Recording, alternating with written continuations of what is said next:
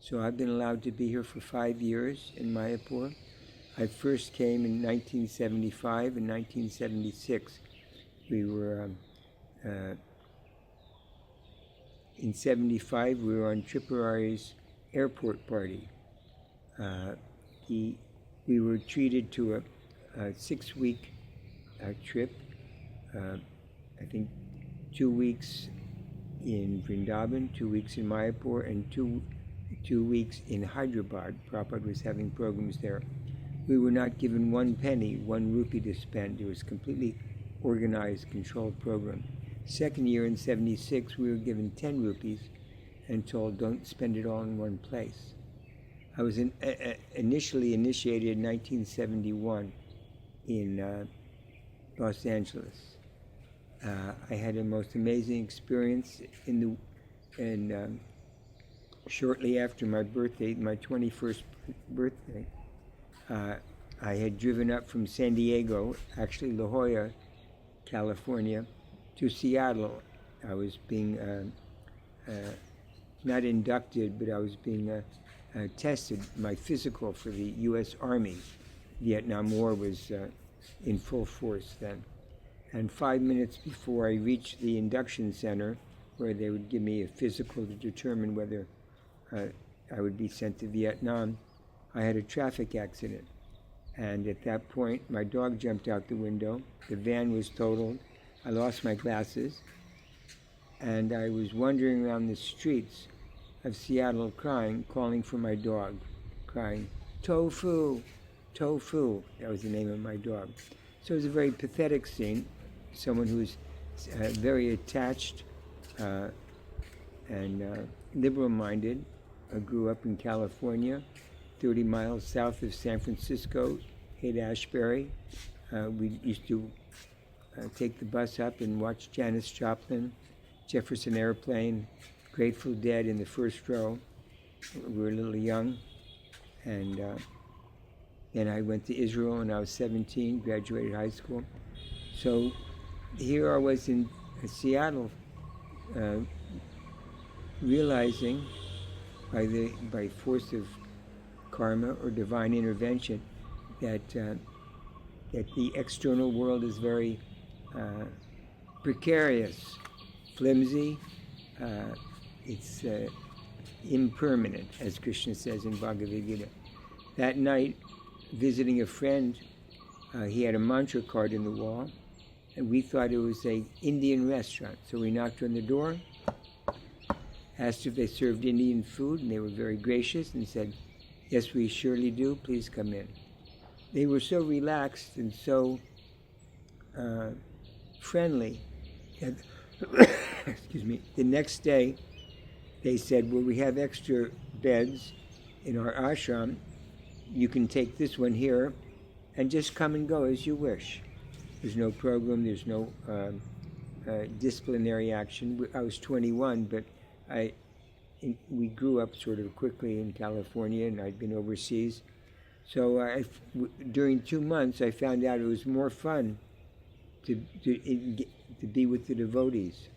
And a couple of things that were very interesting. One is dancing around a little tree with a skirt on. So immediately I could understand, either this is 100% wonderful and sane, or it's 100% cuckoo, because there's no halfway point. Later I could come to understand that Tulsi is a pure devotee. And then when they took me out on Sankirtan, because I immediately met Karandar. He was GBC, and he was very together. He spent hours preaching to me, and he took me out on Sankirtan, and he gave me the kartals and said, "Here, you lead." And I thought, I had given no instruction. I thought you're supposed to change the tune every time. So I just made up whatever tunes, and he just laughed and laughed and laughed and distributed magazines. So that was my introduction. It was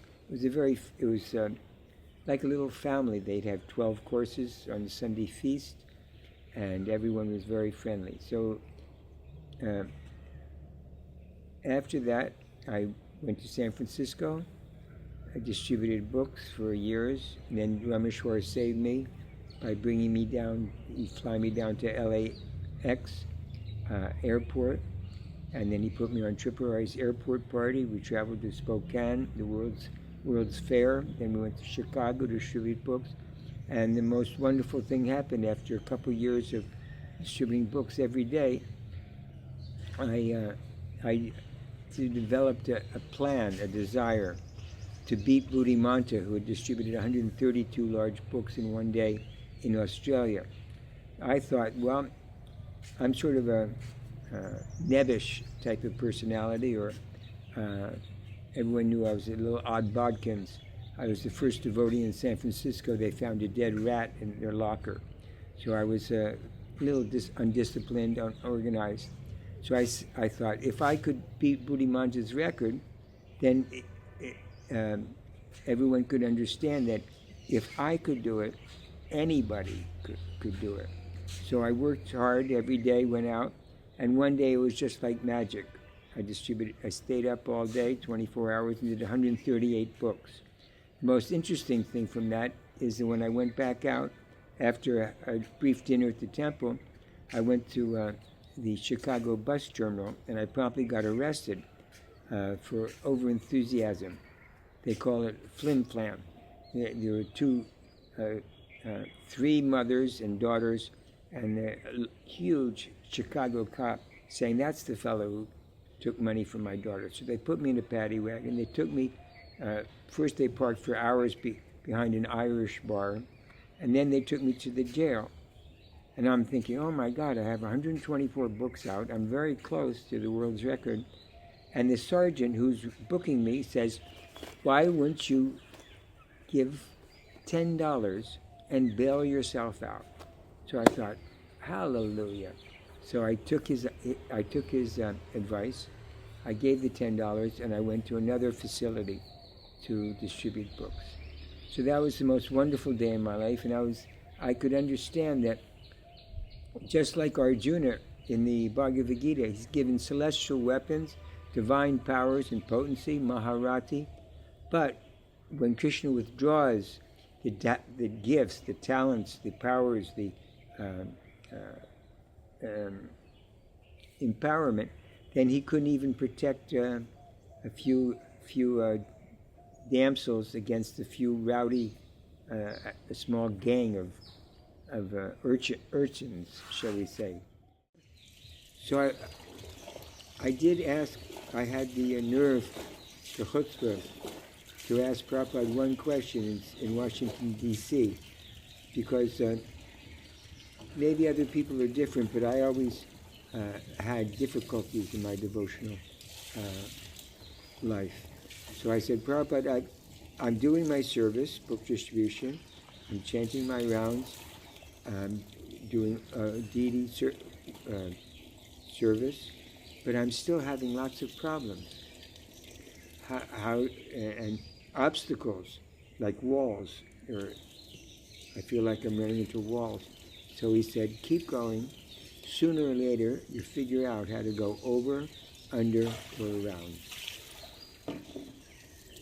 So that's very hopeful, and it's kept me going for 50 years.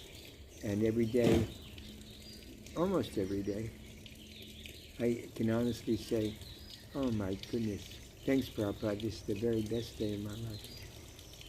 Hare Krishna.